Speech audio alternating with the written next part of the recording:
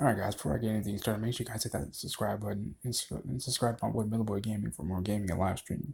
Okay, as the thumbnail reads, today we're going to talk about how Cicada fits into Nora's mysterious ass past, because it is quite mysterious. Okay, now as we all remember on Flash Season 5 Episode 12, the memorabilia episode was a pretty big one in my opinion, because it was just one of the most memorable episodes to me of this season, because we got a little bit more in depth about Nora's past and her memories.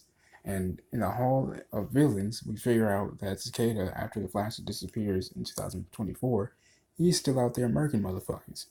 And they don't know why. So much so, literally, the announcer on the PA system of where Cicada is located in the Hall of Villains, they don't even think Cicada is an actual human being, but an immortal monster. Come to find out, actually, in Grace's brain and dream, in her comatose state, she actually envisioned herself as Cicada. So to me, that's a big red flag. And says, hey, look at me, guys. I'm Cicada when I get older. It's not Orland Dwyer. It's me, Grace. And we also find out that Grace's parents actually died by the hands of metahumans. That's how the car accident happened, which made Grace an orphan, which in case, made Orland Dwyer, her uncle, her caregiver and her guardian. Then also it comes to find out actually that I've noticed something too. The doctor that's taking care of Grace, Dr. Ambrose, has absolutely no conviction or any hesitant thought as to why her Grace's uncle is going to become a mass murderer. In fact, she actually encourages it, I believe. And we also learned that Grace has actually been listening and hearing everything that's been going on in Central City and the Flash, anything related to that. And that's a scary thing, because now, as we learned in that episode as well, she now has picked up the anti-meta-human rhetoric that even the Dr. Ambrose herself firmly stands on, and which is why she ends up actually hating Nora and turning on her so badly. And that actually kind of hurt my heart a little bit, because I'm like, damn, here I'm thinking this girl is actually going to be the innocent little girl that she is, but here, come to find out, she's actually been corrupted by her uncle and her damn doctor.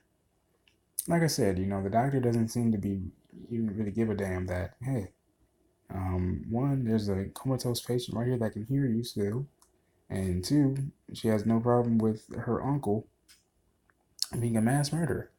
But back to the question at hand, if Grace actually becomes Cicada and keeps racks up 150 kills, that must mean that she took on the mantle of Cicada after she was defeated. Now, mind you, there's been 5 seasons of The Flash, which means there's been 5 villains, and only 3 of those villains have been actually defeated. Meaning that they just haven't been hauled off to Iron Heights and then that's the end of them. No, the Black Zoom got dealt with. The Thinker died in the last part of season 4. He disintegrated. And then Savitar was killed by Iris. So that means only 2 villains currently are still alive. The Reverse Flash, who's always going to be that Flash's arch nemesis, and then there's Cicada. And then also, I also was sure to put the link to my Red Death Theory video in the description box for you guys to check that out as well, because it kind of explains, what I'm about to say next. We also learn, and this is just a theory that I have, that I put in my Red Death video as well. I believe that Grace also has telepathic abilities given by the dark matter. Because if you guys all remember in the flashback, they were at a carnival, they were having a great time with each other. All of a sudden, debris from the satellite starts to fall down from the damn sky, drenched in dark matter. And come to find out, actually, there's a scar with dark matter on Grace's forehead. And with that being said, I believe a shard is actually in her brain as well, as Kaylin pointed out. And I feel like that dagger is telepathically linked to Grace's psyche, which is infused with her thoughts, which in turn is actually amplifying Orland's hatred and his own thoughts. Pretty much what I'm saying is Grace is pretty much persuading Orland from her comatose state.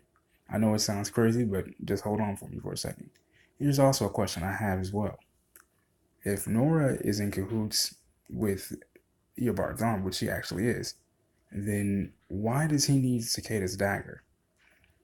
Not only just that, but then also we learned, that pretty much Nora comes into this whole thing, Team Flash, with a big chip on her shoulder, hating Iris, because Iris puts a power dampening chip in Nora, so then that way to protect her. Now, Nora never actually understood why, but now I believe a lot of us know why now, because Cicada was still on the run after Barry. Now, mind you, Cicada was still racking up kills.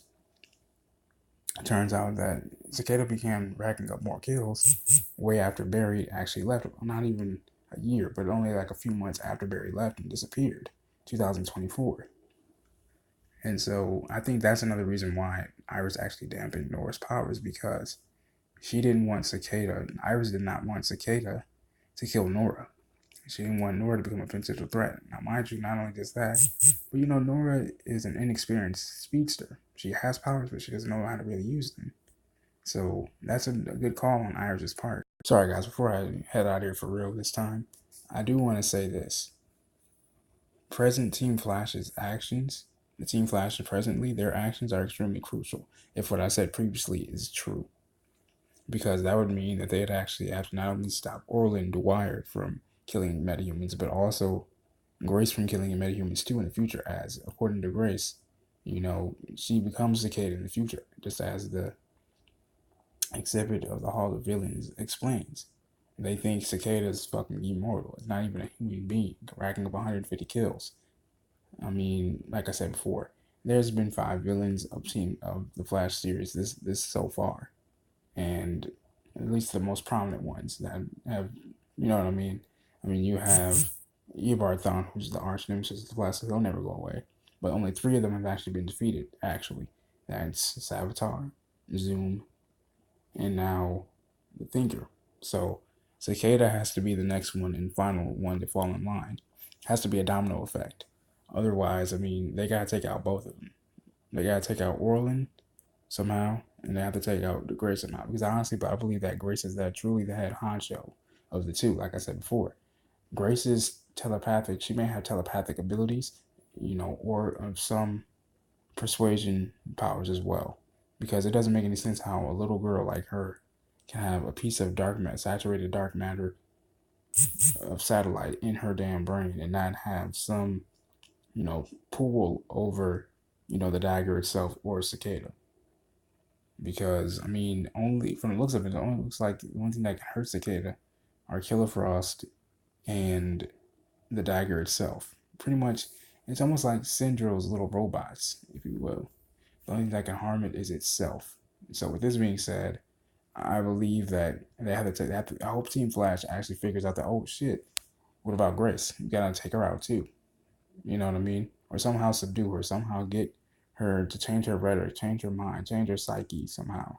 Because I'm pretty sure where the shard of metal is in Grace's brain, it doesn't shock me that she has, as well as being comatose and hearing everything.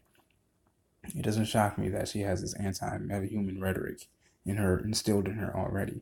Not to mention, as I mentioned before as well, Dr. Amber, as her doctor, had no problem with her uncle being a mass murderer, and also holding that firm anti-metahuman belief very strongly to the heart, and which is why in Grace's mind, she has no problem with trying to off Nora or any other metahuman. And like I said, we even see an older Grace donning the Cicada mantle.